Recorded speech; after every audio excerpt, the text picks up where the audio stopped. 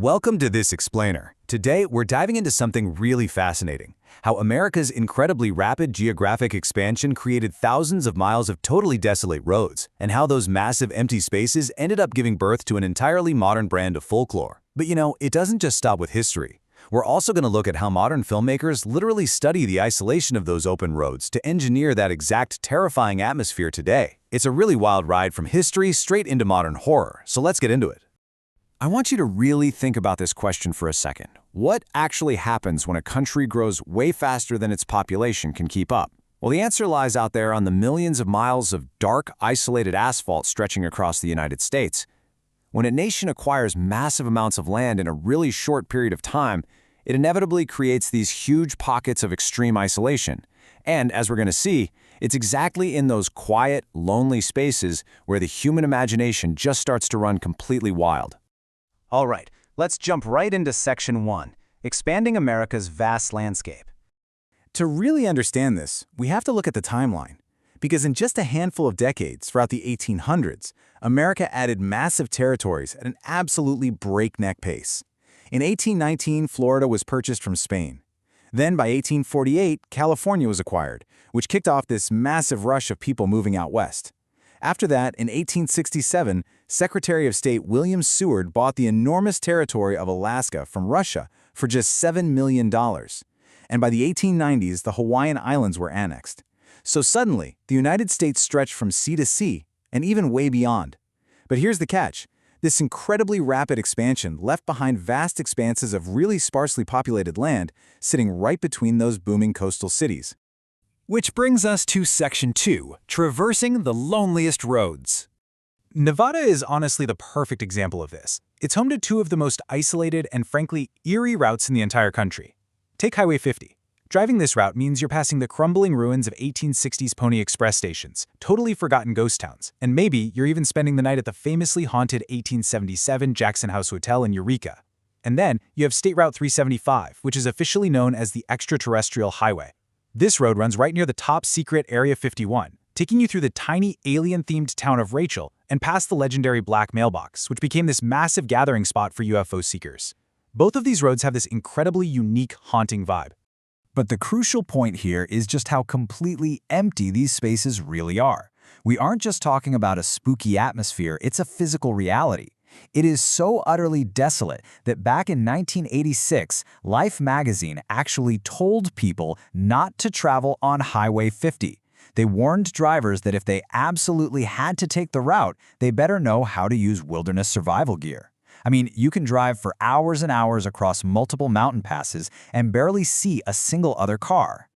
That leads us to Section 3, Phantom Cars and UFOs.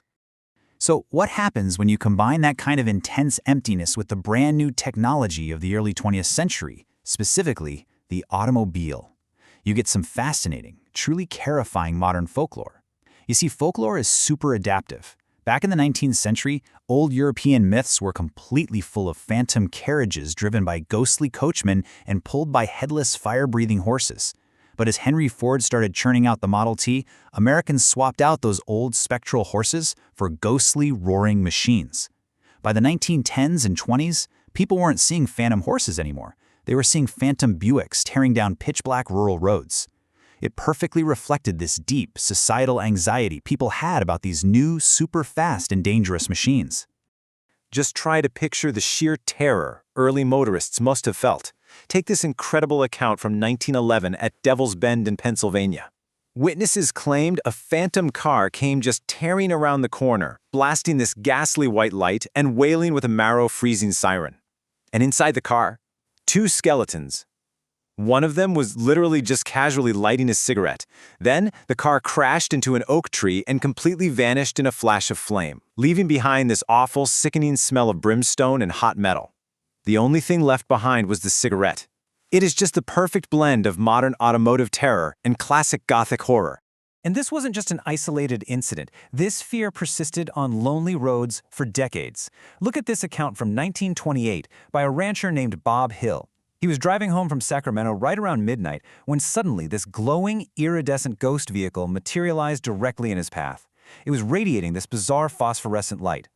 Hill panicked, slammed on his brakes, tires absolutely screaming as he nearly skidded into a ditch just to avoid a brutal head-on collision. But when his car finally screeched to a halt, the other vehicle had completely vanished into the night. No trace of it at all. Okay, but to be totally fair, sometimes the terror was entirely man-made. Let's talk about Ghostina. This was a famously haunted car in Geneva, New York, back in 1917. This big brown car would mysteriously shake, rattle, and rev its engine like it was doing 60 miles an hour every single night at exactly 2 a.m. The garage workers were terrified. They even claimed they saw a vapory white form sitting right in the driver's seat. It drew these massive crowds and actually required police protection. But, well, skeptical investigators eventually figured it out. It was just a prankster. Some guy was literally poking the car with a metal pipe through a hidden hole in the wall, rattling its rusty parts to scare everybody. Now, moving into our final part, Section 4, Engineering the Horror Aesthetic. We've talked a lot about the myths, but how do modern creators actually replicate that exact gut-wrenching thrill of a phantom car on a dark highway? Well, pulling back the curtain on cinematic fear shows us it's a heavily engineered process. First, filmmakers have to carefully light the scene specifically to emulate true oppressive darkness. Then, to give it that chaotic, uncontrollable feeling like a phantom car rushing right past you, they add artificial camera shake using editing software like Premiere Pro. And finally, the most important step. They use very specific layers of audio to completely manipulate your emotions. Seriously, sound design is the absolute secret weapon here. First, you lay down the ambience. We're talking subtle creaks and howling wind, just to keep the audience on edge before anything even happens. Then, you introduce a riser.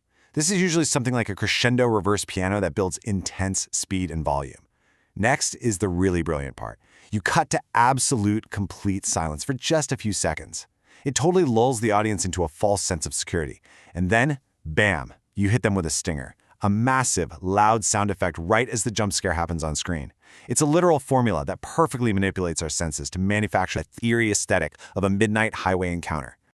And that brings us to the end of our explainer today. Whether it's the profound physical isolation of a Nevada highway, the intense psychological stress of early automotive technology, or just the masterful audio engineering of a modern filmmaker, fear is an incredibly powerful mechanic. So I want to leave you with this final thought. The next time you find yourself driving on a dark, completely empty road with nothing but your headlights cutting through the pitch-black night, ask yourself, what is really out there in the dark?